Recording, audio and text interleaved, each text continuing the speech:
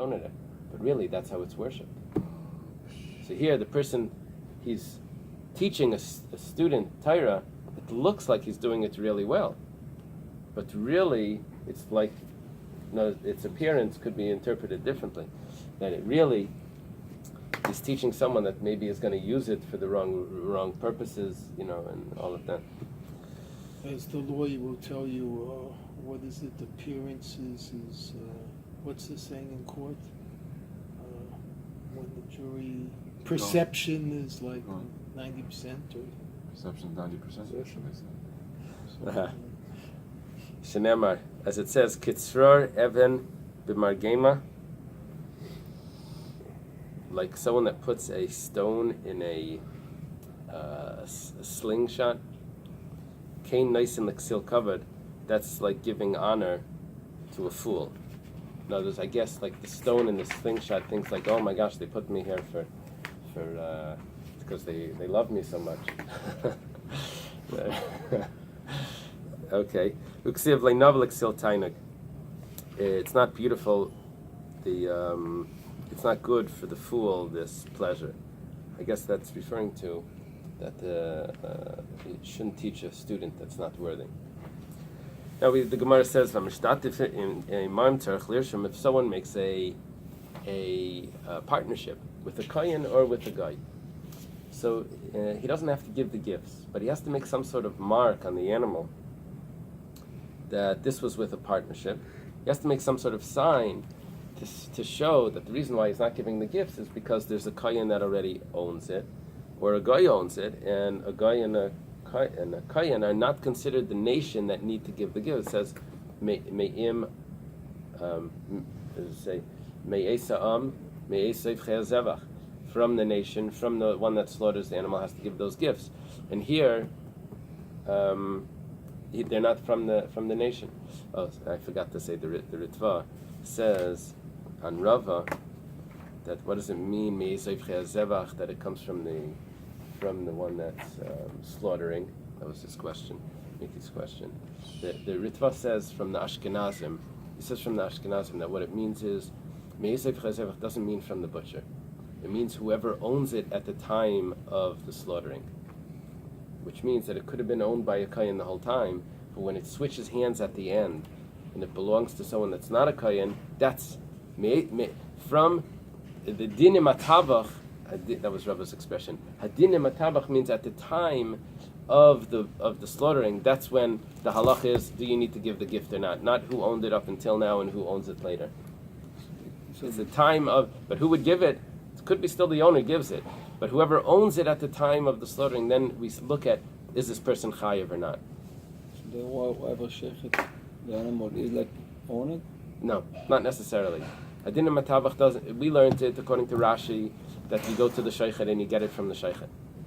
We explained that the sheichet, the Pri Megadim says that the sheichet has to determine which kohen the owner wanted to give it to.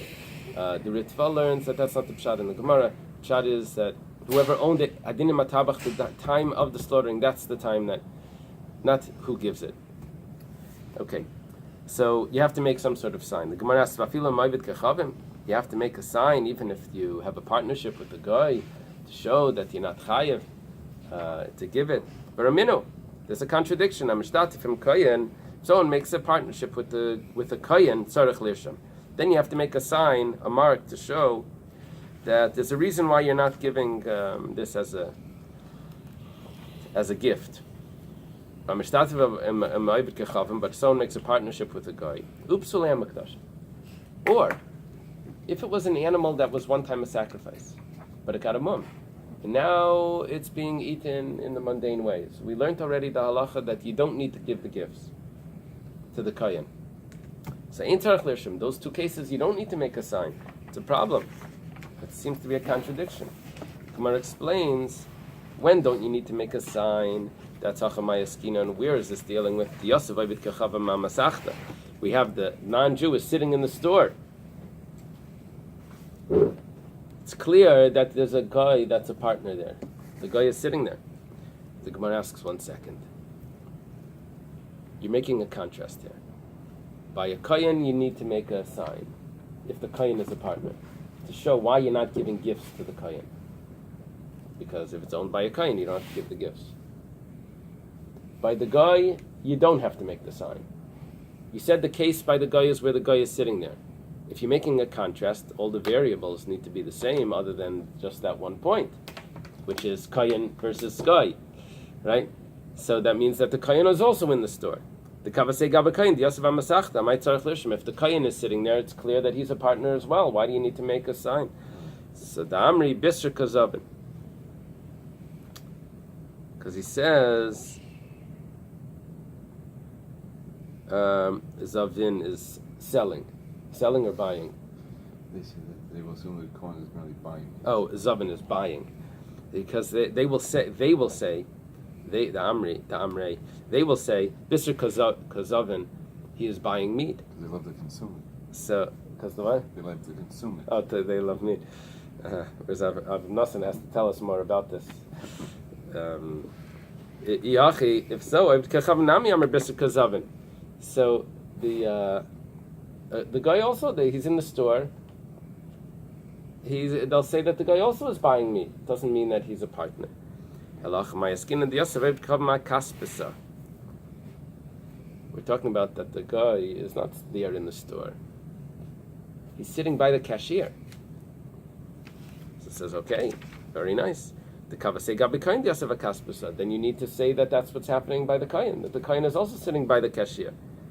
Amay tzarich lirsham. Why would he have to make a sign that the kohen is a partner? So amri hamuni hemni. We say that we believe if the kohen is there, we'll say not that he's a partner. He trusts him to be next to the money. What the Gemara says, 1 second. By the guy also, they'll say maybe he trusts him. The Gemara answers, there's no trust by a guy. You never leave him next to the cashier. Wow. Unless he's a partner and that's it. He owns part of it. Iba Yasema.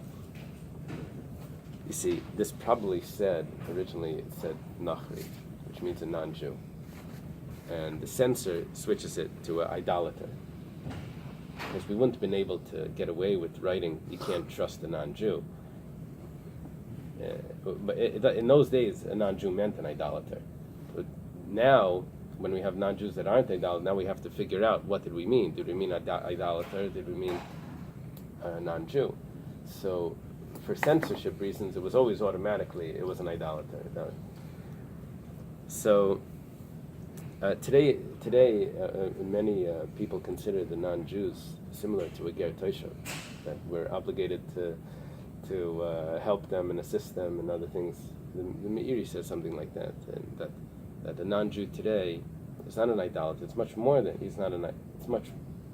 He needs much more care than a not idolater, because they're ethical people. Okay, Iba Yisem, if you want, you could say Stama with Kechavim, a regular guy, a regular idolater, I should say, Mifa Poi, would be screaming, sell it to him, sell him that. So he was screaming over there. Sometimes you have these old guys in the store yelling at the cashier. So, however, the Kohen is supposed to be a Eily guy. He's not going to be screaming over there, so we're not going to know that he's a partner. He's just sitting there quietly. Amar Mar was taught. This reminds me of the scene 2 days ago. If you went to buy across the street, did you buy? No. It was like a fish market with screaming and screaming. It was like, was anyone there? The paper goods? Yeah. The Mifapai, that's the Gemara. It was insane. Totally insane. Good prices? Yeah. We taught, Yeah. the master taught, this is the Brisa, the master said that if there was a sacrifice that got a blemish, you don't need to make a mark on it that why you're not giving it to the kohen. Alma mucha milsa. Obviously, it was everyone knows.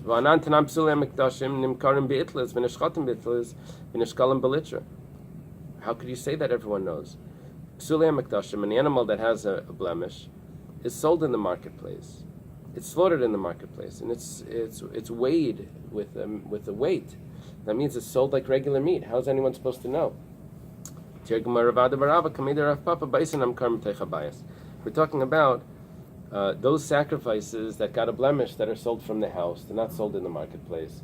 then everyone knows, because if you sell it in the house, you have to lower the price because you don't have the same amount of clientele, so you can't. You don't have the same amount of buyers there, so you have to lower the price. You're lowering the price, then it's which sacrifices is a bechar and a meiser. Amar Rav Huna. Rav Huna says shutef b'rosh. If he's a partner in the head, in other words, he owns part of the head. Talking about the guy or the kohen. Pater min alechi. You don't have to give the draw. Shutef biyad. If he's a partner in the arm, in the foreleg. So pater min azraya. You don't have to give the zraya. Shutef b'nei me'ayim. If he's a partner in the stomachs, pater min akeva. He doesn't have to give the stomachs. That's the opinion of Rav Huna. Chia barav amar. Chia barav, in the same generation of Rav Huna. Rav was the teacher of both of them. He says, "Afilu shutef b'achas mi'am pater mikulam." Even if you're a partner in one of them, you're exempt from everything. In other words, it's not just that part. Meisvei, the Gemara has a question. If he says, "I'm selling you," the kohen tells the Yisrael, "I'm keeping the head and I'm selling you the rest of the body." Afilu echad mimeya b'roish pater. Even if it's 1/100th of the head, he's exempt. Hayad shaliva kula shalach. Afilu echad mimeya biyad pater. If he sells them, he's keeping the 1/100th of the hand, so he doesn't have to give it. B'nei mi'ayim shaliva kula shalach. I'm keeping the stomach, but I'm selling you the rest of the animal. My love, what does this mean? If he's keeping that one, the kohen is keeping 1/100th, 1%. My love, pater min alechi. He's exempt from giving the draw, but b'chayev b'kulam. But he has to keep. But the buyer, the Yisrael, needs to give everything else. Pater min azraya. He's exempt from giving the yarn, but chayev b'kulam, he has to give everything else. Pater min akeva chayev b'kulam. He's exempt from giving the stomach, but he has to give everything else, which means that the Gemara is assuming that only the part that the kohen owns exempts him, but the rest of the animal, you have the obligations to give it. The Gemara says, if that's the case, the Gemara says, like, pater mikulam, he's exempt from everything. Because you have no proof in there. The Gemara asks, "V'lisnei pater mikulam." Why doesn't he say he's exempt from everything? V'oi, then also, Tanya reishali v'kula shalach. We have a clear brisa. He says the head I'm keeping, and all the rest is yours. Afilu echan me'er b'reish pater min alechi v'chayev b'kulam. It says he's obligated to give all of them. So that means he's only exempt from the part that the kohen owned. The Gemara says, "Tiyufta the Chia barav tiyufta." This is a very strong question on Chia barav, because Chia barav says that you're exempt from everything, even if you own one part. And apparently the halacha would go according to Rav Huna. Okay. Awesome. Oh, because it was made from it.